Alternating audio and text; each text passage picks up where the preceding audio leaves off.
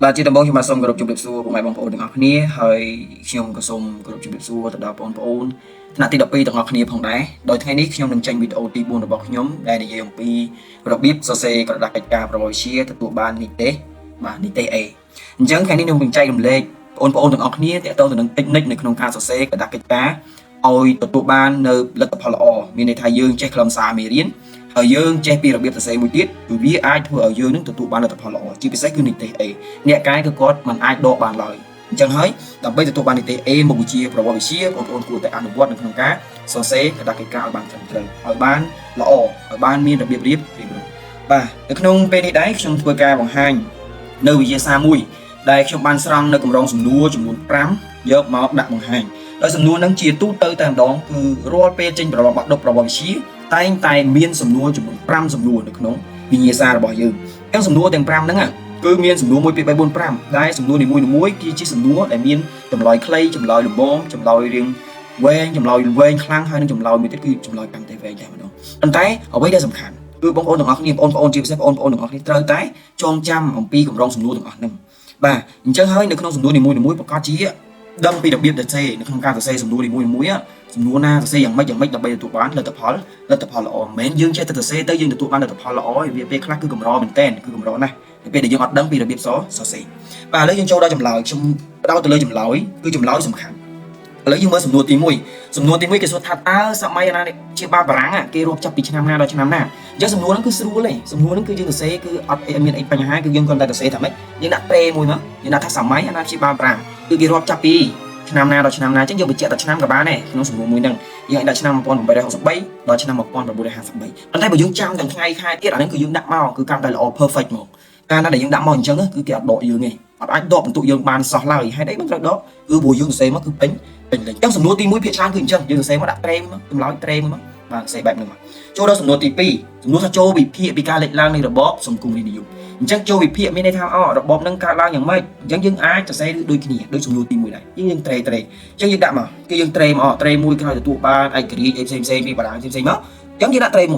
ួយហើយយើងចូលដល់ត្រេទី2គឺសំណួរនេះគឺយើងសរសេរត្រេហើយគឺយើងសរសេរក្រោមលេខរបស់វាដាក់ក្រោមលេខមកគឺឲ្យវាមានលំដាប់នោះគឺស្អាតអញ្ចឹងនៅពេលដែលយើងសរសេរក្រដាស់កិច្ចការស្អាតក៏អត់ណាថាបន្ទុករបស់យើងគឺបានខ្ពស់បូកជាមួយនឹងខ្លឹមសារផងដែរទី3គឺដូចគ្នាគឺយើងសរសេរបែបហ្នឹងគឺត្រ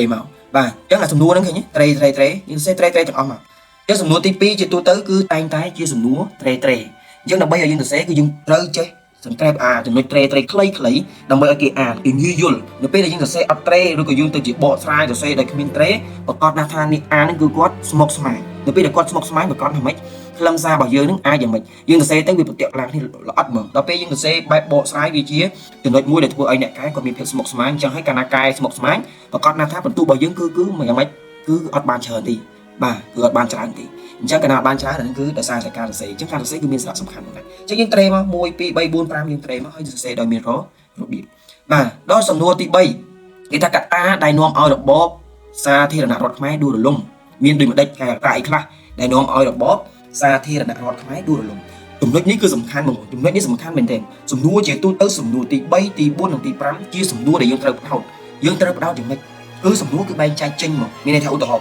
កត្តាគឺមានកត្តាច្រើនមានកត្តាសង្គមកត្តានយោបាយកត្តាសេដ្ឋកិច្ចឃើញទេអញ្ចឹងគឺយើងចេះបែងចែកចំណុចហ្នឹងជា3ជា4ជា5តែតាមអីដែលយើងបានរៀនបានសិក្សាបានទិញបានអីមុនពេលដែលយើងប្រឡងអញ្ចឹងយើងមើលសំណួរនេះកត្តាដែលនាំឲ្យរបបសាធារណរដ្ឋខ្មែរដួលរលំមានន័យខ្លះអញ្ចឹងនៅក្នុងនេះឃើញកត្តាទី1គឺកត្តាសេដ្ឋកិច្ចកត្តាទី2គឺកត្ត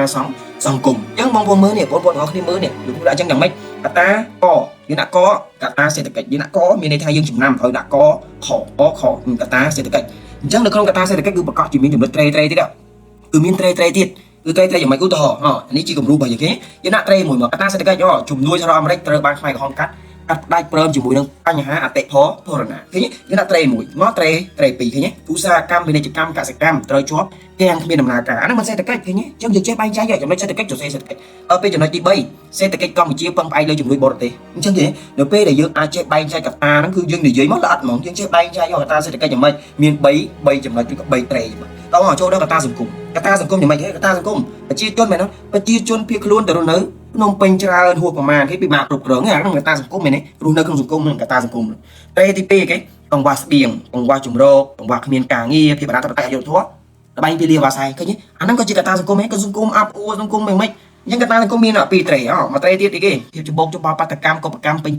tí còng đôi kia cái ta sông mấy tre thì bảy tao tre tí thì buồn bắt chia chôn nơi này em xây được bom xa thì là nạ rót cái po bánh đào po po lui cho được cam hiệp áp u chẳng là đắng á ca xây được biếm đắng á dương khơi ca xây nè dương là xây được biếm tre mui tre pi tre bảy nhé dương bánh trái chỉ cả ta lột bắt lọn mà thế chẳng cần là dương xây miên được biếp riệp rối chạy bánh trái cứ phía tụ bán đây là tập họ lọ và cùng đó vì ở nghĩ là bây giờ ở xây chơi sẽ chắc là giờ xây việc bạn đang dừng con là mới đó con là cái khơi máu cái mì rong ha đa dương nó cứ cái trong cài mà nếu bây cái trong cái này cái của con nghi số cái còn nghi số cái của con thích tụ bám tụ lọ anh đang cứ theo tôi là càng xây dùng nuôi thịt bầy dùng nuôi bao giờ thì bày tỏ cái cho đó chuẩn bị mới tiếp cứ cơ cái ta có cái ta là vô bài chứ nhé miếng cái ta xây cái ta dùng công cái ta là vô bài cứ sầm khăn chưa tôi tới cứ miếng bay cái ta nó thông thủng đại tay chỉnh đại dương thử đầm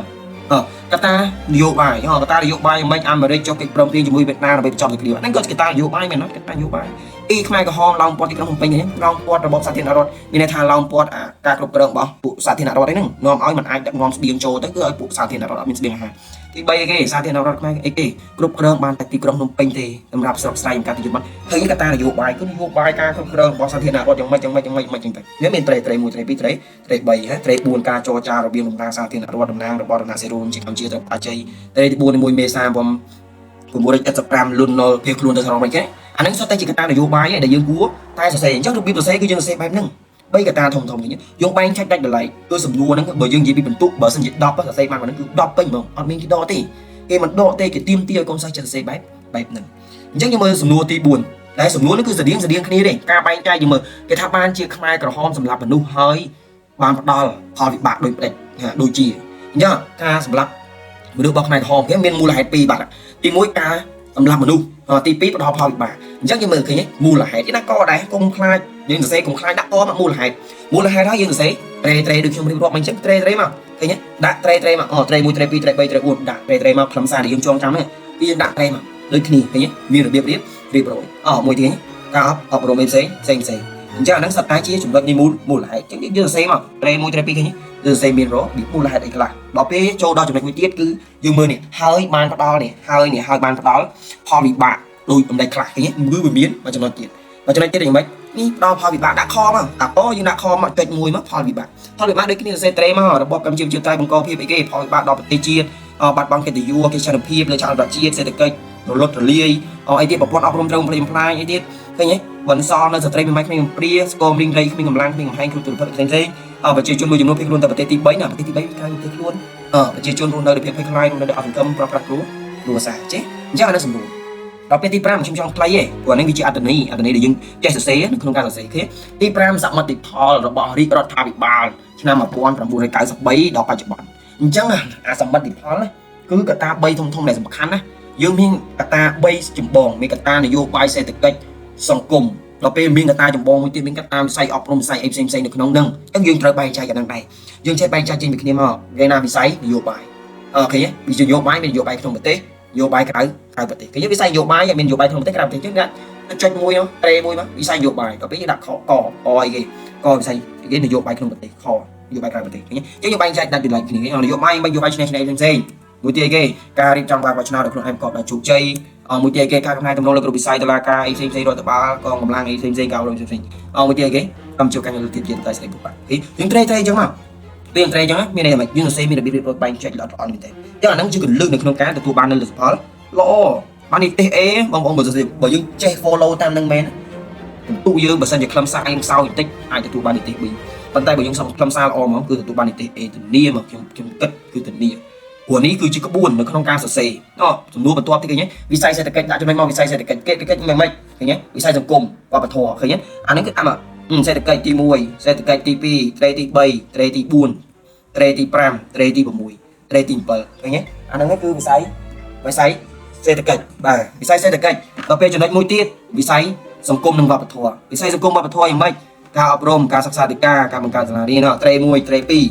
tre ti bay tre ti buồn tre ti pram chứ chẳng hết ca là xe cứ biết rồi bay chạy chích lấy bị kia cái nhé chẳng hạn nó cứ chỉ có buồn được không cá thua ơi ôn được ở kia từ tụ ba đi tê bà một buổi chiều một buổi bị xì chắc là biết rồi sẽ cứ như sẽ bài nhưng trong tranh lại ở bộ môn học kia tua ban là tập học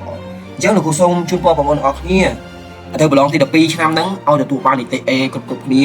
បាទប្រឹងប្រែងរៀនសូត្រឡើងណាហើយហាមយកនីតិ F ប្រឹងរៀនបាទឲ្យជោគជ័យនៅថ្នាក់ទី12ហើយបន្តទៅសាកលវិទ្យាល័យទាំងអស់គ្នាបាទចឹងលោកគ្រូមានតែប៉ុណ្ណេះទេសូមអរគុណចំពោះបងប្អូនទាំងអស់គ្នាហើយបើសិនជាវីដេអូនេះមានតម្លៃសម្រាប់បងប្អូនទាំងគ្នាបងប្អូនអាចជួយចុច Subscribe ឲ្យលោកគ្រូមួយហើយជួយចុច Like Follow ឬក៏បងប្អូនអាច Comment ចំនួនដែលបងប្អូនឆ្ងល់នៅលើ Channel របស់លោកគ្រូបាទសូមអរគុណ